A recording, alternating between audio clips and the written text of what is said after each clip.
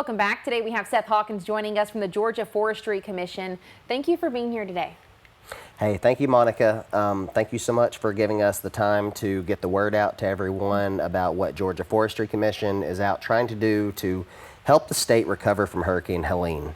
Obviously, everyone's seen in the national reports this has been a very widespread storm. That's right. But Georgia Forestry Commission is working close with the Georgia Emergency Management Agency, GEMA, trying to, again, just get everyone back to whatever a sense of normalcy looks like at this point. That's right. And we've all kind of been impacted in different capacities. Obviously, we're saying, other states have a different impact, but here in Georgia, we are still in that recovery effort. And so what are you guys doing at the Forestry Commission to help out?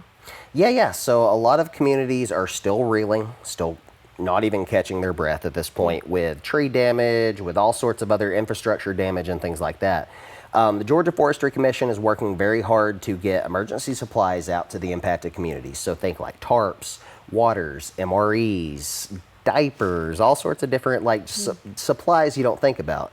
Getting out to those communities across like a 35 to 40 county region. We also, we have chainsaw strike teams working throughout. We have at least 12 chainsaw strike teams and some unofficial teams that we're still trying to make sure everybody's on a roster. But basically, if you see Georgia Forestry Commission out right now in the southeast part of the state, they're clearing roads, helping county and city governments get access to hospitals, police stations, schools, grocery stores, all the things that we need to, again, get back to that normalcy. All right, and I think it's important you mentioned there are teams for these efforts. I think it's important we're talking public safety. There's a huge impact from Helene. So the big thing is also being safe on the tail end. Yes, we want to recover, but there's a safe way to do this. Oh, for sure.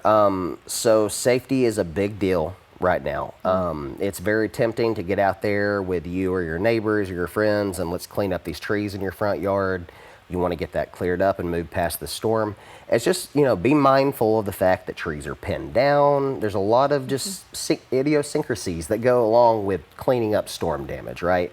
So when you're working in your yard, be super safe. If you're ever unsure or feel unsafe about a situation, please contact a professional. An ISA certified arborist is always a great option to not only get the tree removed safely, but also find out if maybe you can keep those trees, keep them in your landscape. Okay, and so I want to know, people are at home, they're wanting to know, how can they help? How can they get involved? It's really, we have seen Middle Georgia just connect and want to team up and help.